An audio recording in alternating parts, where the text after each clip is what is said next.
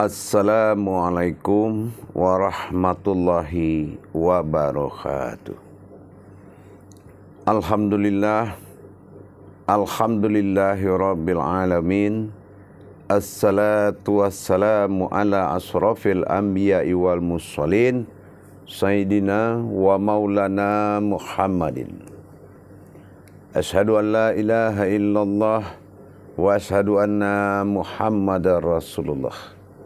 Allahumma salli ala Sayyidina Muhammadun musahabihil wal ikram, ya wal jalil wal ikram.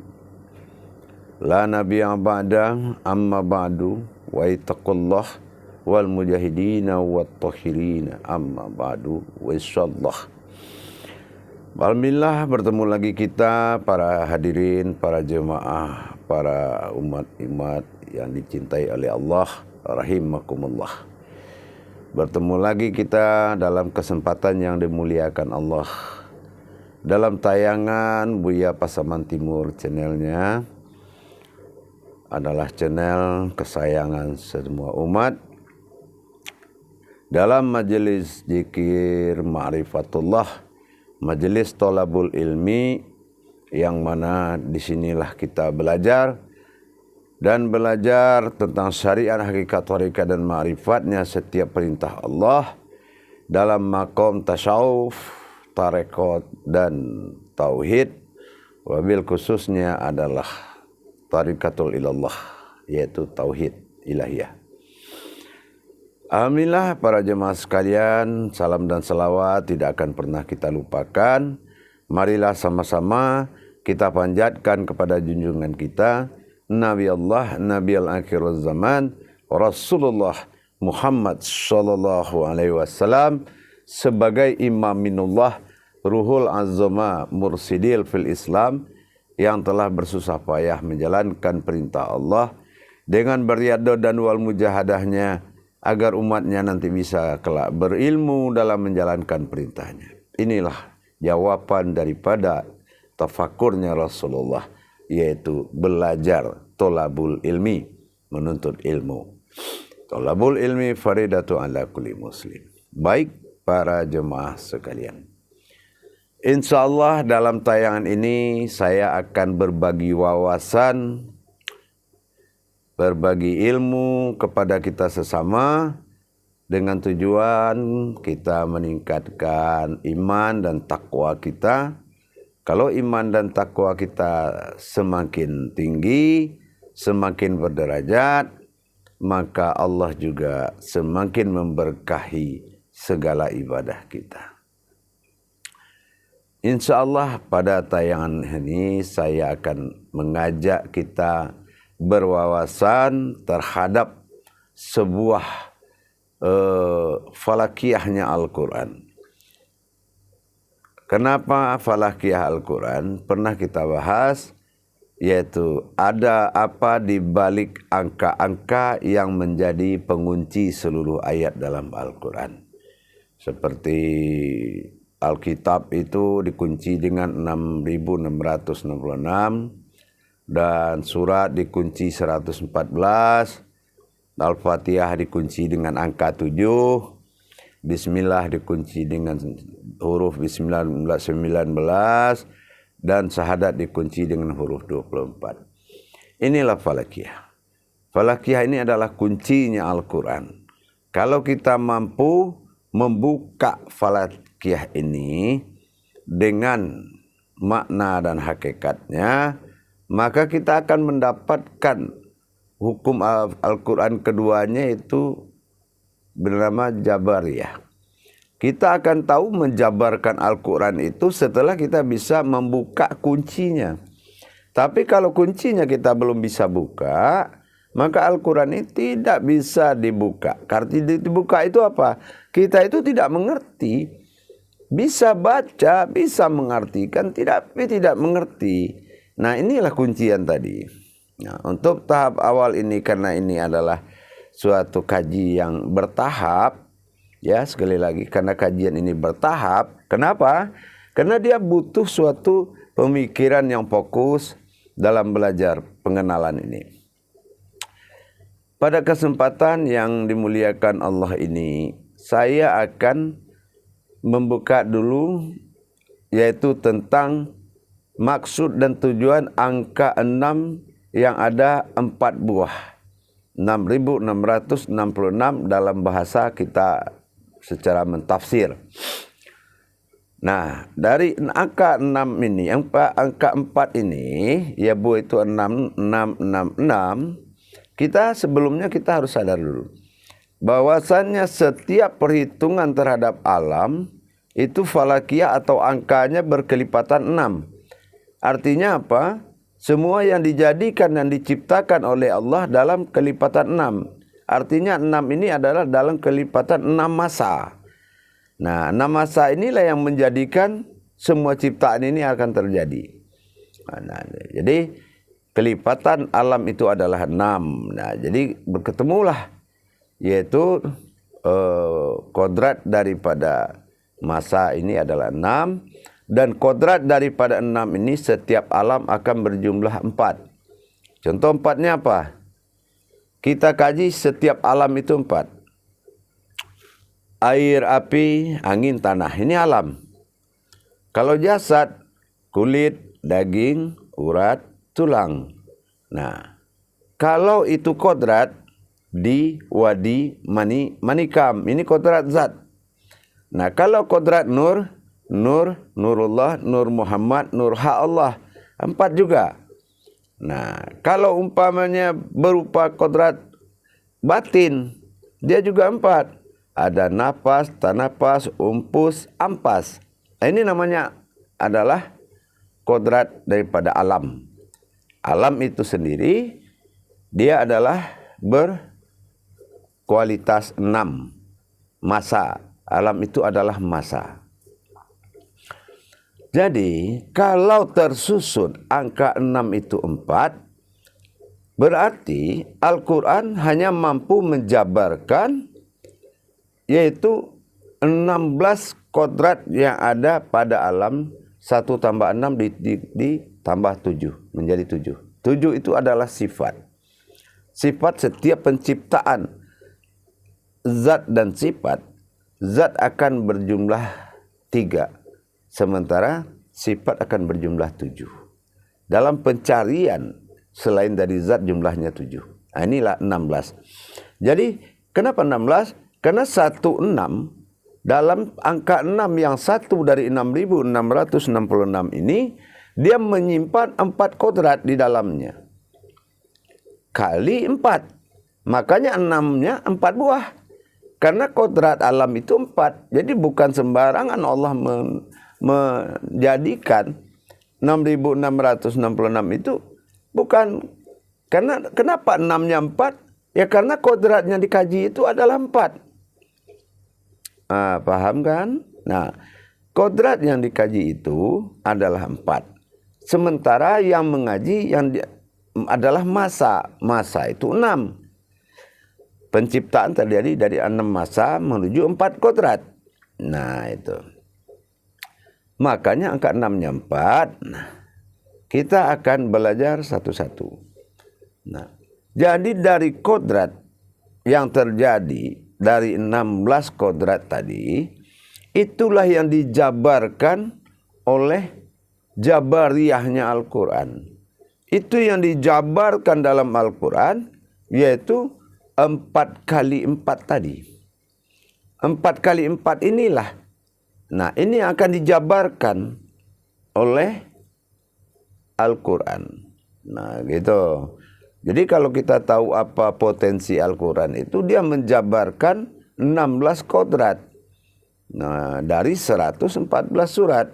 Dan makanya 114 itu adalah perpaduan antara masa yang 6, ya, masa yang 6 dengan sifat yang 16 atau 16 tambah 7, ya.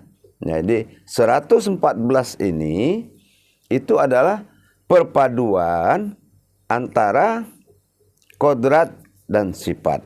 Nah, itu ya, makanya dia 114. Nanti akan kita tahu dari mana asal-usul 114 itu.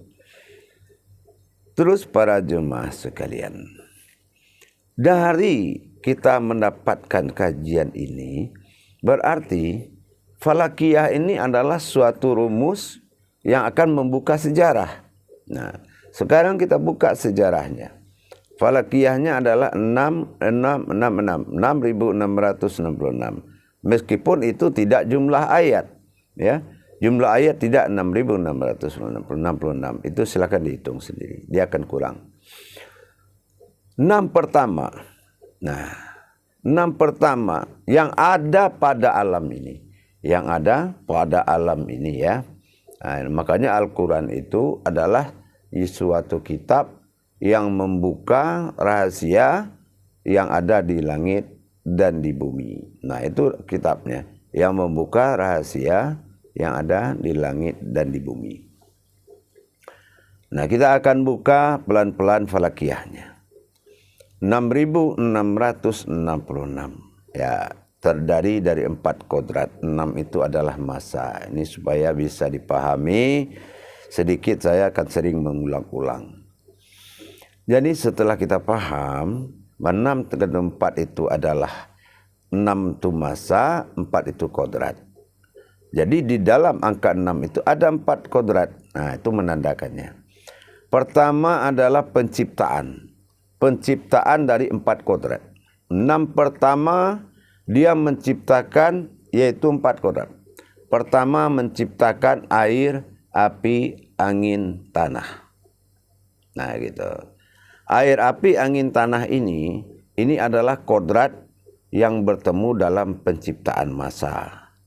Nah, yang kedua adalah 6 yang kedua itu menciptakan kodrat daripada daging, urat, dan tulang. Kulit, daging, urat, tulang.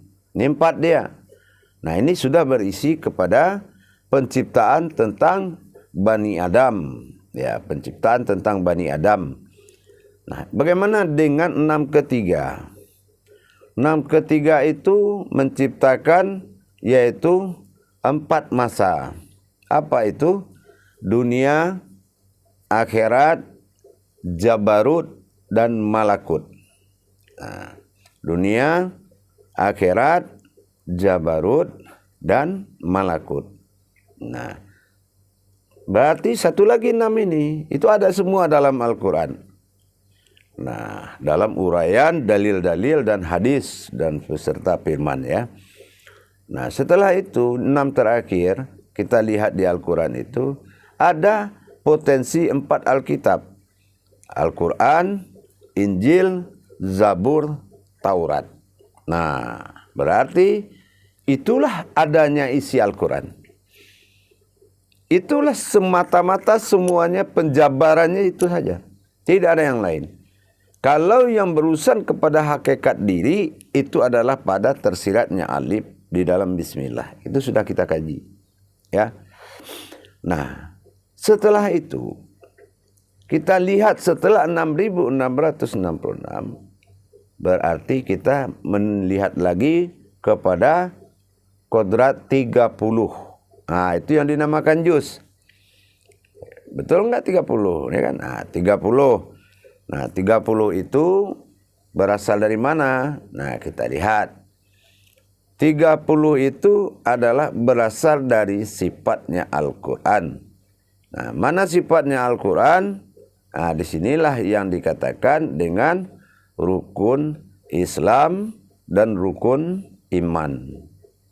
Nah, rukun Islam berapa? 5. Nah, rukun iman berapa? 6. Berarti 5 kali 6 berjumlah 30. Nah, itulah total daripada masa yang akan tertuang tentang kajian rukun Islam dan rukun iman. Nah, kenapa dengan ada kata juz? Nah, juz itu adalah berarti umat. Apa itu? Karena juz amma itu adalah amalan umat.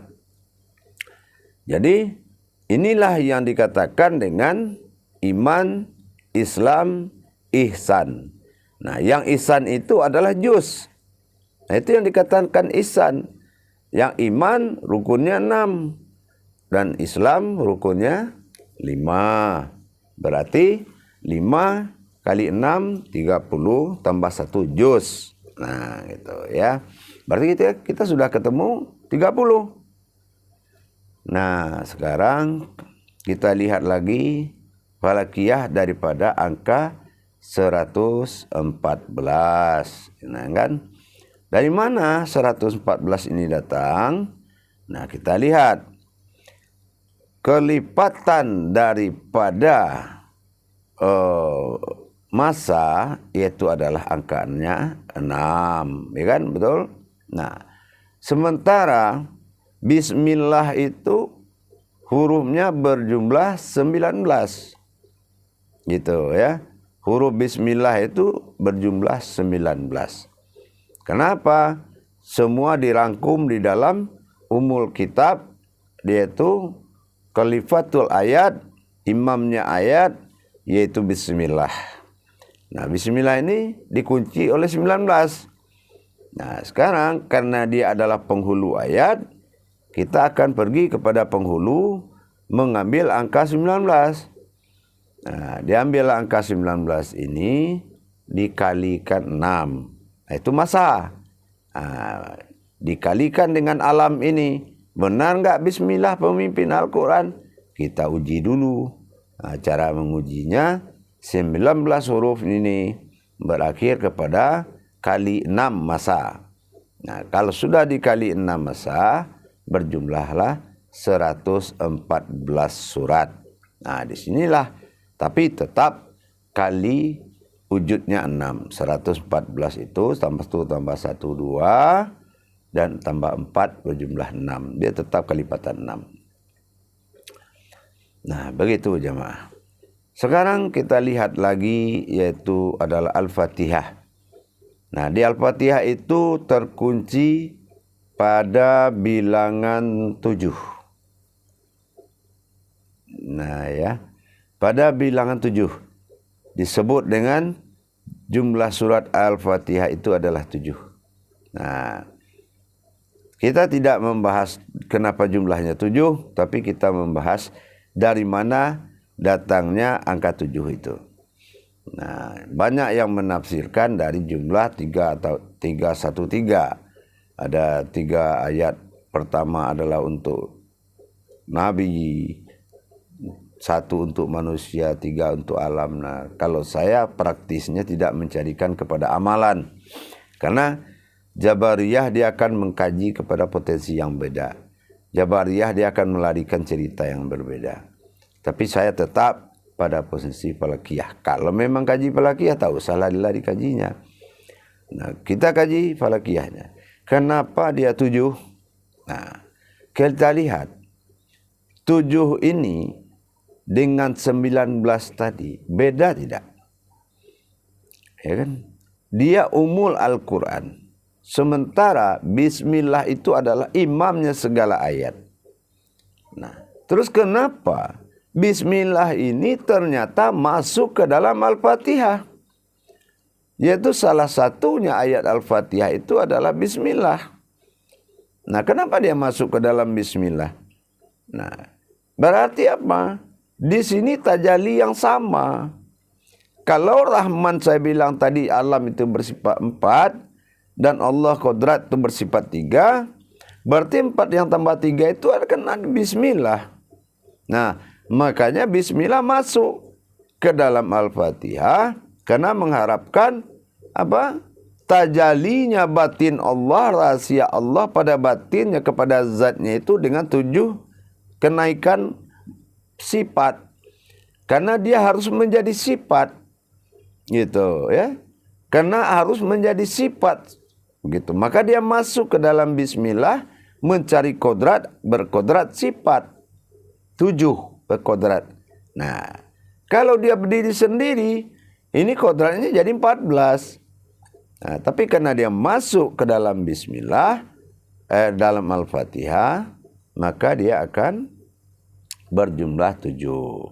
Nah, sekarang kita tanya, ada enggak perbedaan perhitungan falakiyahnya 7 dengan 19. Dalam perhitungan Al-Quran, 7 dengan 19 ini tidak ada perbedaan. Sama sekali tidak ada perbedaan. Nah, di mana dasar tidak ada perbedaan? Kita lihat hijriahnya. Di jam 7 itu dikenal dengan jam berapa? Jam 19.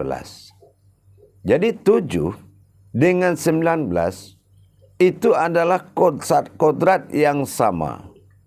Kalau dia 7 itu adalah bersifat kodrat daripada sifatnya alam. Nah, sementara 19 ini 1 tambah 9 adalah 10. Ini menandakan janji Allah. Janji Allah kepada alam. Makanya janji Allah ini kepada manusia terhadap alam itu 10 kali lipat. Dalam Al-Quran cukup jelas. Nah, setelah kita tahu perjadiannya 7 dan 19 ini tidak ada perbedaan. 7 itu adalah tajalli batinnya, 19 adalah kodratnya. Kenapa? Dan 19 itu Rahman itu 4, Rahim itu 3 kodrat. Berarti ini 7. Nah, sementara yang ditajalli bismillah adalah kodrat yang 7. Dari 7 sifat tadi. Jadi ini adalah jumlah sifat. Al-Fatihah itu jumlah sifat, bukan jumlah ayat. Jadi semuanya bermakna itu bukan maknanya angka, tetapi maknanya daripada Jabariyah itu sendiri. Nah, dialah yang mengunci Jabariyah. Kenapa? Contoh kita sholat. Kenapa 17 rakaat? Kenapa? Karena situ ada 1 dan 7. 1 itu kodrat Allah, tak boleh dibilang 2. Sementara 7 adalah kodrat sifat tanpa kita membaca semuanya lagi. Itulah umul. Umul Al-Quran itu ayatnya 7. Maksudnya 7 itu umul Al-Quran itu sifat. Nah, kodrat Al-Quran itu zat. Jadi ini yang dikatakan kodrat Allah pada sesuatu zat dan kodrat Muhammad daripada sifat. Nah, ini maka dikatakan Al-Quran itu adalah hakikat Allah dan Muhammad. Nah, itu dasarnya. Makanya dia 17. Jatuhlah daripada jumlah rakaat yang berasal dari perpaduan falakiyah tadi. Makanya dia sudah berpadunya bismillah, ya kan, dengan Al-Fatihah ini. Nah, maka dia berkodrat 17. Nah, gitu. Jam 19 adalah jam 7. Nah, gitu. Jadi di sinilah dikumpulkan semua kodrat itu bernama 7. 7 itu bernama sifat. Kodrat Allah adalah kodrat daripada ketetapan daripada isbatnya, itu dinamakan satu wujud atau kodrat, dinamakan alif. Dikatakanlah 17, yaitu menghadapnya sifat kepada zat. Nah, inilah 1 pada zat, 7 pada sifat. Menghadapnya sifat kepada zat 17. Nah, kenapa hijriahnya 5, jam 17 itu jam 5? Karena 5 adalah kodrat daripada ba'da atau kejadian, atau yang akan dijadikan atau yang terjadi itu. Itu namanya ba'da. Ba'da itu kodrat, waktu kalau dalam bahasa amaliyah. Nah, itu beda. Kalau waktu dengan ba'da itu beda. Perbedaan daripada sisi kodrat. Jadi begitu para jemaah sekalian. Kita mengetahui seperti itu. Yang kedua berikutnya adalah mengetahui tentang ada lagi asma Allah yang bersifat angka, yaitu Asmaul Husna. Nah, kenapa Asmaul Husna ini tidak ada dalam Al-Quran? 99. Nah, kita kaji falakiyah ya, jangan lupa jemaah, jangan kaji jabariyah. Kita kaji falakiyah, kaji perhitungan maksudnya. Kenapa 99 tidak ada di dalam 114 atau dipimpin oleh 19? Itu bismillah. Kenapa Asmaul Husna tidak mewujud dalam bismillah atau dalam Al-Quran? Yasin ada, karena janji Allah dengan keputusan Allah. Nah itu ada. Nah cuma kalau Asmaul Husna itu sama sekali tidak ada dalam Al-Quran.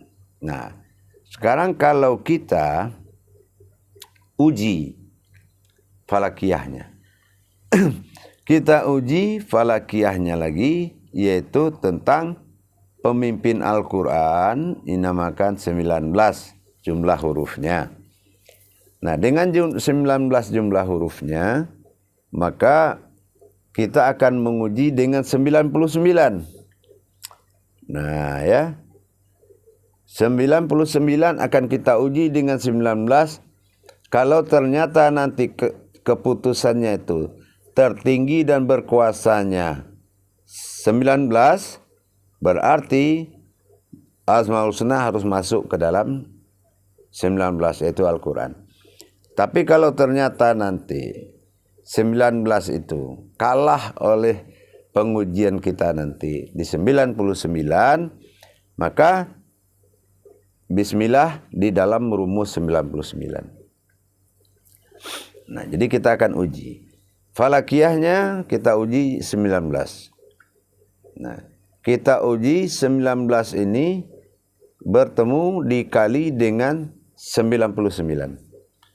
Nah, jadi 19 kita kalikan dengan 99. Ternyata itu menghasilkan 8118.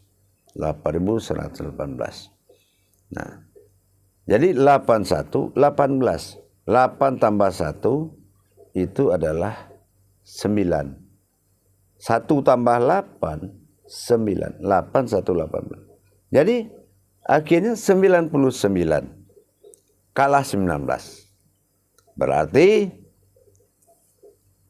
Qodrat Asmaul Husna ternyata memang menjadi Asmaul Husna zahir dan batin. Rupanya Asmaul Husna ini setelah dibuka ternyata dia adalah kodrat daripada Al-Quran itu sendiri, zahir dan batin. Apa contohnya? Asmanya alif ternyata terlihat, husnanya alif hilang dalam bismillah, atau kodrat ayat itu adalah husna. Nah sementara asma adalah kalamiyahnya atau kaulinya. Jadi menanglah dia Asmaul Husna. Tetapi kemana kekurangan ayat tadi? Nah kita cek lagi. Kemana kekurangan ayat tadi dari 6.666 menjadi 2.236 tadi? Ternyata kata mim ha mim dal ini pelengkap. Kalau dihitung mim itu huruf keberapa dalam juz amma, dicari surat keberapa dan berapa jumlahnya, begitu juga ha mim dalnya, maka dia akan melengkapi kekurangan ayat tadi. Nah, jadi ternyata di situ kita tanyakan kemana yang bawa ayat itu tadi, yang kalam Muhammad itu, kita lihat ternyata 8118 ini dikurang jadinya. Kita cari melalui falakiyah. Tidak perlu kita susah mencari dengan jabariyah atau kajian. Ternyata 8118 itu melahirkan angka usia meninggalnya Rasulullah sallallahu alaihi wasallam. Kalau 81 dikurang 18. Nah, insyaallah ternyata memang Rasulullah hijrah membawa saripati Al-Quran di dalam dirinya. Itulah yang menjadi rohani bagi kita. Makanya Al-Quran adalah ayat yang bergerak di dalam dada kita sendiri. Jadi begitu para jemaah insyaallah. Sekarang falakiyah Al-Quran, kalau memang penguasa daripada alam ini, Al-Quran adalah kitabullah, penguasa Al-Quran, kita uji lagi ke waktu dunia. Nah, karena ketemunya di waktu, kita ketemu dalam waktu putaran dunia, yaitu jam. Ini masa. Kalau memang ada dari massa, alam ini terbuat dari 6 massa. Apakah memang iya atau tidak? Kita uji dulu. Kita lihat di sisi barat, timur, utara, selatan. Jadi 6 ini makanya Ka'bah itu segi 4, karena huruf 6 ini adalah 4 buah. Kita lari melihat posisi di alam ini. Utara, barat, timur, selatan, ya. Kita lihat dari sisi timur, barat, utara, selatan. Kita bagi 6 ini, kita cari kalau memang dia menguasai semua, ada 6 di situ. Nah, sekarang kita lihat di sisi timur atau masyrik. Nah ya, di sisi masyrik itu ada angka 24. Nah, 24 itu 2 tambah 4, 6. Berarti masyrik ada. Alam dia, memang betul ada. Kita cek ke jam 15, 3 sore, ternyata itu ketemu juga 6. Kita cek lagi ke maghrib, barat. Di situ ada jam 6. Nah, kita cek lagi ke utara. Di situ ada jam 21 dan jam 9. Nah, kalau 21, 2 tambah 1, 3. Sementara 9 itu kita kurang 3 menjadi 6. 9 kurang 3 itu 6. Ternyata 4 sisi alam ini itu adalah betul jadinya 19 huruf bismillah. Diawali angka 1 dunia ini, diakhiri angka 9. Karena 10 janji Allah. Ya. Nah, 11 adalah tauhid, yaitu jam 23, yaitu jam 5. Itu adalah tauhid, berhubungan. Nah, gitu. Jadi, ternyata benar. Ternyata benar sekali. Jam 12 itu apa? Jam 12 itu si 2 kali 6. Apa 2 kali 6 itu?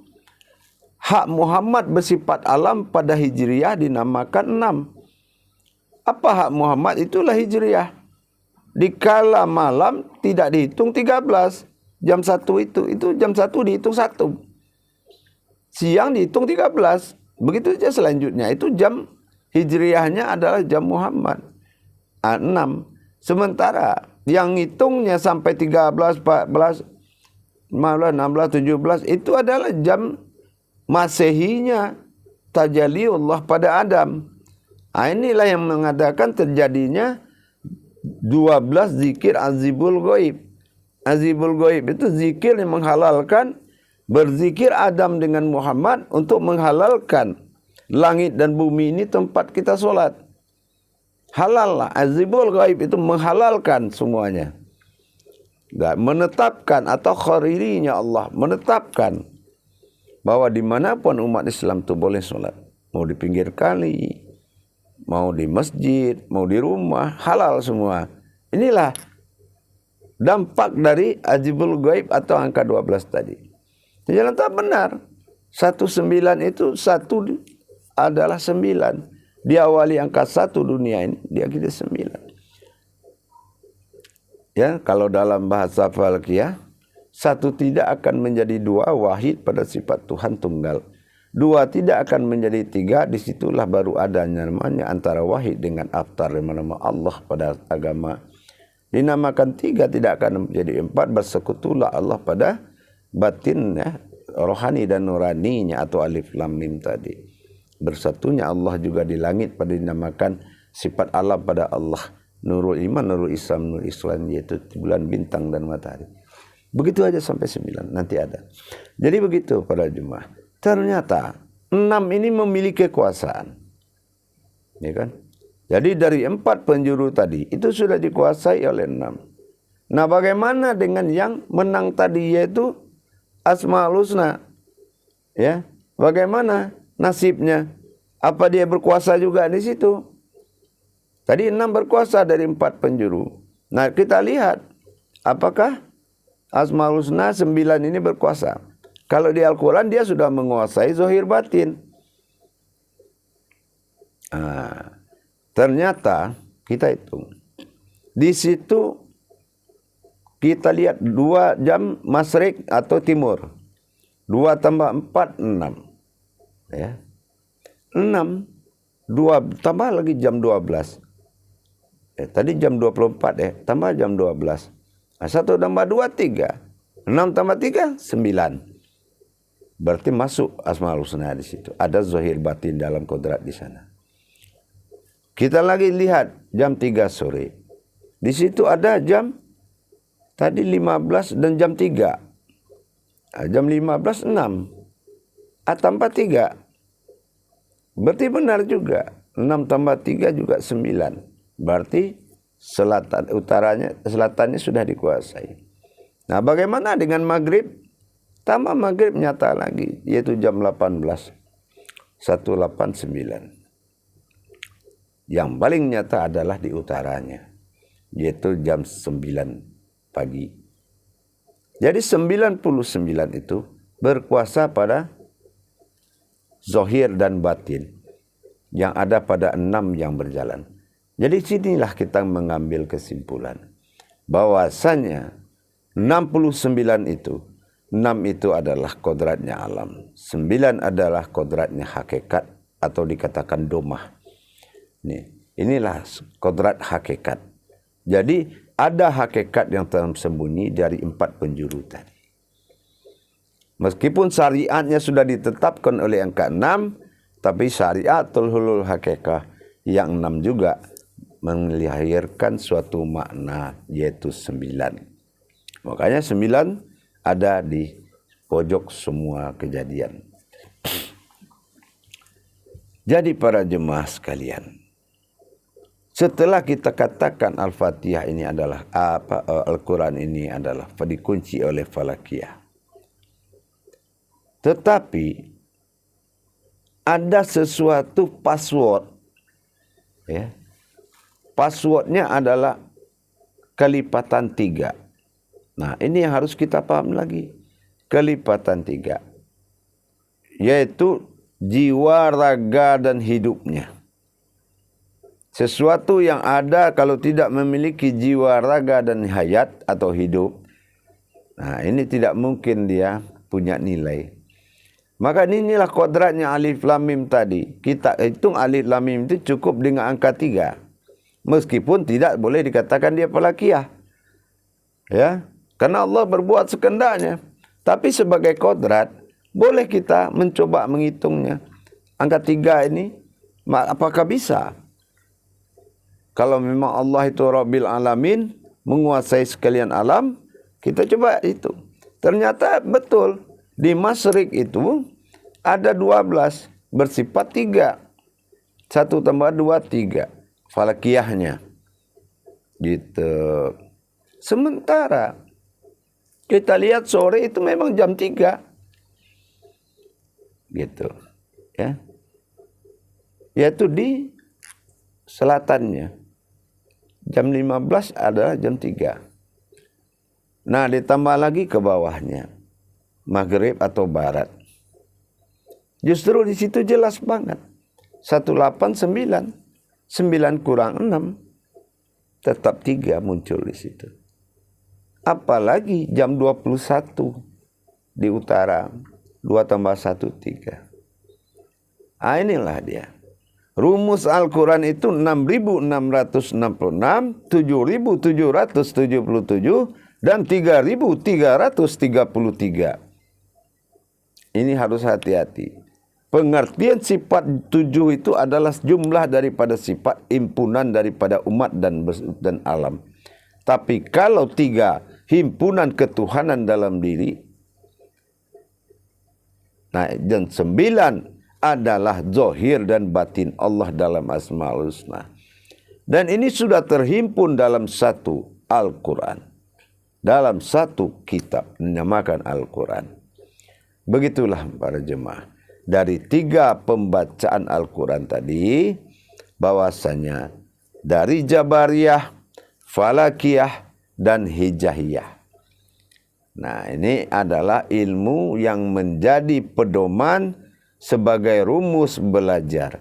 Jadi jangan kita belajar tetapi kebenaran pelajaran kita tidak diakui oleh kepastian. Apa kepastian? Kepastian adalah angka. Dinamakan dalam bahasa komersialnya matematika Al-Quran. Nah, itu matematika Al-Quran. Jadi kalau 1 tambah 1 tidak akan ada pengertian lain-lain kecuali jumlahnya 2. Itulah kebenaran tadi. Jadi kalau kita dalam bersejarah hakikat dan segala macam, keyakinan dan kebenaran tergantung kepada kajian yang paling pendalaman kajian. Tapi kalau falakiyah, selagi jumlah itu adalah suatu kepastian, maka tidak ada keraguan-raguan lagi. Zalikal kitabul la raiba fihi hudal lil muttaqin. Jadi kalau kita jemaah tidak ingin ragu-ragu lagi dalam menjalankan Al-Quran, maka ingat pesan saya, naikkanlah imanmu menjadi muttaqin dulu. Ya, Al-Baqarah ayat kedua tadi. Kalau sudah memang kamu sudah muttaqin, artinya ilmu takwa itu sudah menguasai dirimu, maka kamu bisa menerjemahkan. Kenapa? Karena akalmu sudah menjadi iman dan iman sudah menjadi ilmu. Inilah pegangan para jemaah. Pegangan kita adalah perubahan hijrahnya diri kita. Kalau kita tidak hijrah dari akal kepada iman, iman tidak hijrah kepada ilmu, kamu adalah manusia yang seumur-umur dalam keraguan. Dan kamulah yang jauh dari Allah. Tapi kalau imanmu sudah menjadi ilmu, akalmu adalah keindahan yang tak terhingga. Bukanlah suatu kekuatan yang tidak mungkin. Akal itu adalah suatu nikmat besar yang akan menghargai iman yang sudah berilmu. Insya Allah para jemaah sekalian, mudah-mudahan bermanfaat buat kita semuanya. Jangan lupa belajar, jangan lupa mencari ilmu, karena dunia ini adalah tempat startnya kita. Jadi jangan terlalu berharap dunia ini akan kekal bagimu, tapi berharaplah kepada kekalan Allah Subhanahu wa taala. Insya Allah para jemaah, biarlah kita belajar pelan-pelan, asal ilmu itu nyata, daripada buru-buru tapi menyatakan sebuah ilmu. Itu kerjaannya cukup berat. Tapi kalau sudah berilmu kepada yang nyata, sesungguhnya rahasia Allah itu nyata pada diri. Ya, dan sesungguhnya yang tidak nyata adalah rahasia manusia yang disembunyikan. Para jemaah yang dirahmati Allah rahimakumullah.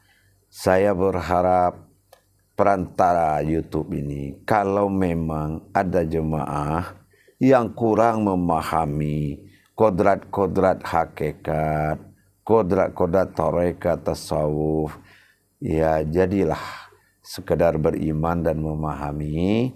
Kalau tidak usah memberikan sesuatu hal yang ganjil dalam berkomentar segala macam, karena itu akan membuat kamu akan dimurkai oleh Allah. Kenapa? Setiap orang yang beribadah itu selalu dilindungi oleh Allah. Jangan jadikan dirimu sebagai musuhnya Allah. Karena ini bukan pemahaman. Karena kajian ini bukan pemahaman seseorang atau sekelompok orang. Ini adalah tauhid yang nyata yang wajib kita lalui. Insya Allah.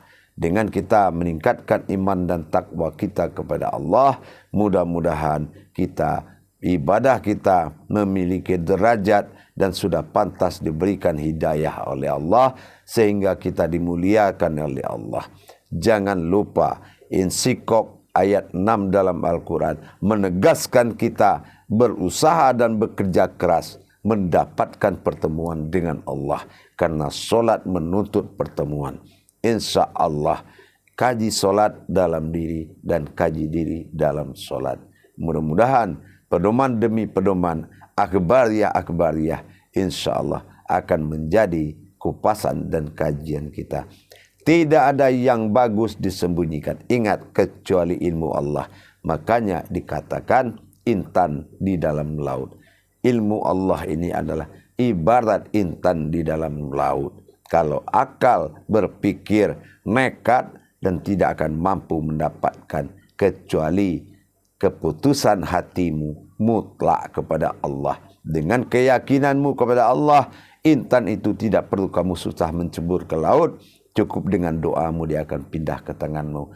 Itulah maksudnya Allah berpatah berpetitih tentang syara Islam. InsyaAllah mudah-mudahan berkah buat kita semua. Akhirul kalam, wabillahi taufiq wal hidayah. Assalamualaikum warahmatullahi wabarakatuh.